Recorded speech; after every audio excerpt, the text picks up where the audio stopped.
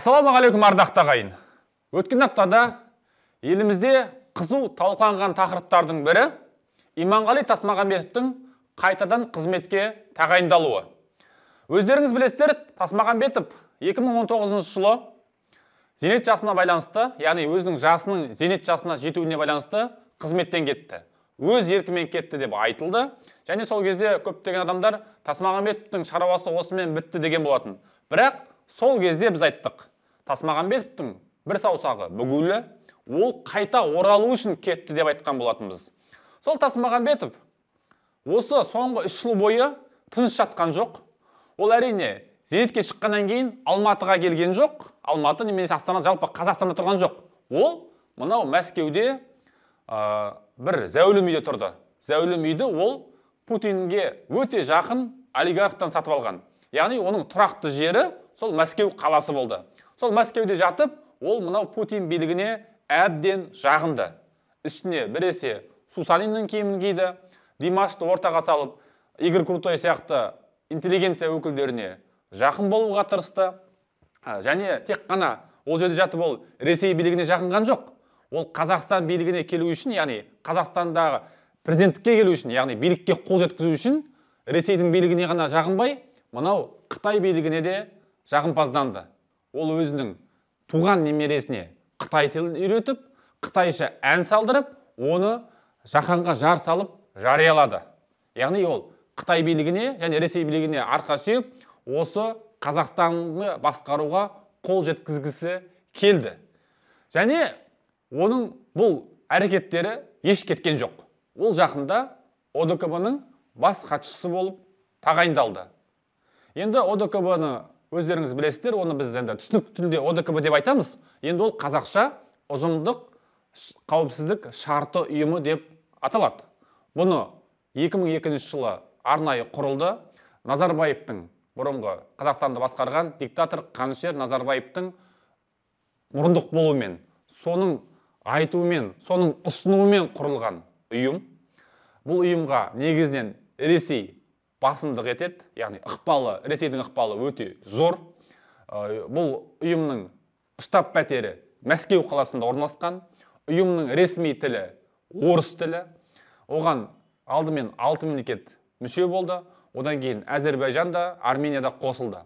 Енді сол ОДКБ, өздеріңіз білесіздер, осы қаңтарда Қазақстан халқы алаңға шыққан кезде, сол халықты басып жаншуға Тоқаев ОДКБ-ны арнайы шақыртты.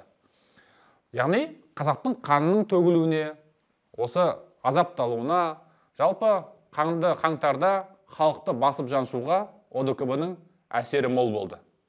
Енді осы ұйымды енді алдағы уақытта 3 жыл бойы Тасмағамбетов басқарады. Бұл жайдан жай емес. Өйткені Тасмағамбетовты ол жерге ешкім сайлаған жоқ, оны тікелей Путиннің айтуымен тағайындады. Олай айтатын себебіміз, мынау елімізде сол Тасмағамбетовтың тағайындалуы туралы әртүрлі әңгімелер айтылып жатыр. 2 ұдай қабылдады Тасмағамбетовтың билікке, қызметке қайта оралуын. Бір бөлігі кесін Тасмағамбетовтың шапағатын көргендер, Тасмағамбетовтың қолынан пәтер алғандар, сол Тасмағамбетовтың сөзін сөйлеп, оны құттықтап жатыр. Ал енді саяси сауатты, Тасмағамбетовтың кім екенін білетін жалпы қарапайым халық оның қайта келуін жамандыққа жорып жатыр. Өйткені Тасмағамбетов деген адам егер президентке келетін болса, онда халықтың жағдайы жақсы болмайды. Ол нағыз қанішер, көп жемқорлардың бірі ғана емес, жемқорлардың бірегейі. Өте осы Қазақстанды тонаумен айналысқан. Ол әрине өзіне абыройды жасанды түрде жинады. Өйткені Алматы және Астана қаласының әкімдері болып тұрған кезде, мемлекеттік хатшы болып тұрған кезде, мынау интеллигенция, зиялы қауым өкілдеріне, яғни бізде зиялы қауым деп жатыр, жалпы осылай айтылады. Ол адамдар мынау журналистер, әншілер, ақындар, жазушылар, осыларға пәтерді үлестірді. Яғни тек қана Алматы қаласының әкім болып тұрған кезде 4 жылдың ішінде 150 пәтер берген ақын жазушыларға. Ертең өзінің сөзін сөйлеу үшін. Ол 150 пәтерді мүгедектерге, көп балалы отбасыларға берген жоқ. Кәдімгі 4 құбыласы тең адамдарға берді. Өзінің сөзін сөйлету үшін керек кезде. Ол Алматы қаласында тұрған кезде, әкім болып тұрған кезде шаңырақта талқандады. Шаңырақ шайқасына, шаңырақта қан төгілуіне, осылай көз жасының көл болуына халықтың Тасмағамбетовтің тікелей қатысы бар. Біреулер оны ақтағысы келеді. Ол әкім болып тұрған кезде оны әрі арандатты, негізінен оны Астана жасады, Тасмағамбеттің қолынан ол кезде әрекет жасай алмай қалды деп. Олай емес. Бір Алматыны басқарып тұрған Тасмағамбетов шаңырақтағы жағдайдың алдын алуға әбден шамасы жететін еді. Өйткені ол шаңырақтағы қырғын болғаннан кейін халықтан кешірім сұраған жоқ. Керісінше шаңырақтың тұрғындарын әлеуметтік аутсайдерлер деп мазақ қылды, келеке қылды. Осы Тасмағамбетті біреулер президенттің тағынан көргісі келеді. Әрине біздің қоғамда сондай түсінік бар. Мынау күлшел бала сүймекке жақсы дейді. Яғни бұрынғы министрлар, бұрынғы әкімдер, бұрын премьер-министр болғандар билікке келсе екен деген сондай ой бар. Яғни солар бір өзгеріс жасайтындай.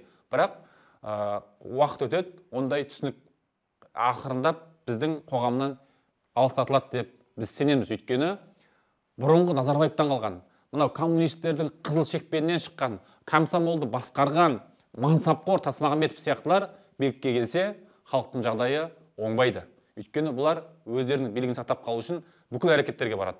Халыққа оқ атуға да барады, халықты басып жаншуға да барады.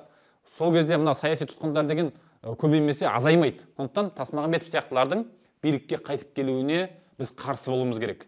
Әрине ол қазір Ресей билігіне арқа сүйеп отыр. Ал енді осы Тасмағамбеттің ОДКБ-ның бас хатшысы болып тағайындалуы ол Путиннің тірлігі. Бұл Тоқаевтың келісімінсіз жасалған іс. Өйткені бұлай айтуымызға себеп осы Тасмағамбетов 5 күннен бері осы бас хатшы болып тағайындалғаннан бері Тоқаев, яғни Ақорда, Қазақстан билігі ешқандай мәлімдеме таратпады. Осы Тасмағамбеттің ОДКБ-ның бас хатшысы болған туралы Қазақстан билігі ләм-мим деп ауыз ашқан жоқ. Бұған қарап, бұл әрекетке, яғни Тасмағамбеттің бас хатшы болып тағайындалуына Тоқаевтың қарсы екендігін көруге болады.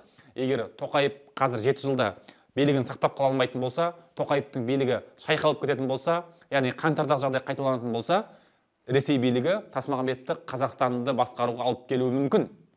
Егер Тоқаевты олар солай әлсіз адам ретінде бағалайтын болса, Тоқаев билікті қолында ұстап қала алмайды деп есептейтін болса, Тасмағамбетті әкеліп отырғызуы мүмкін. Бұған біз қарсы тұруымыз керек. Біздің билікке адамдар, яғни президент болсын, депутат болсын, әкім болсын, тек халықтың қалауымен ғана келу керек. Ал енді мынау басқаға жағымпазданып, Қазақстан билігіне жетуді мақсат тұтқан Тасмағамбетов сияқты жемқорлардың билікке келуіне қарсы тұруымыз керек. Әрине Тасмағамбеттің қолында қазір қаржы бар. Оның мынау күйеу баласы Кеңес Рақышевтың 800 миллионнан аса ақшасы бар. Ол Forbes-тың тізімінде, бірақ ол Кеңес Рақышевтың ақшасы емес, ол Тасмағамбетовтың ақшасы. Яғни біз ардақты ағайын саяси ояу болуымыз керек.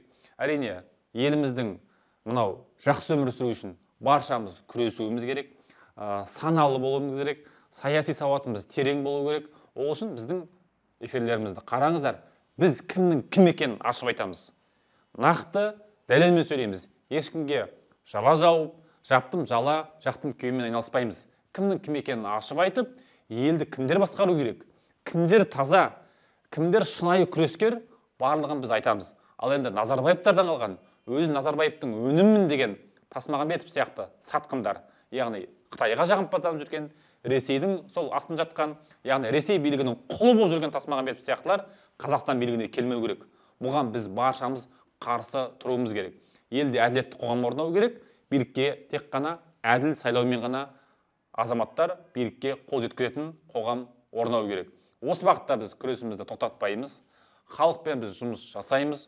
Осы халықты ақпараттық, яғни саяси сауаттандыру мақсатында біз ары қарай өз күресімізді күшейтеміз. Елдің ертеңі үшін, ұрпақтың ертеңі үшін, мемлекетіміздің, мынау тәуелсіздігіміздің тұғырлы болу үшін біз жан аямай күресеміз. Арнамызға жазылыңыздар, пікір жазыңыздар, таратыңыздар. Назарларыңызда болған абзал достар, келесіде жүздескенше.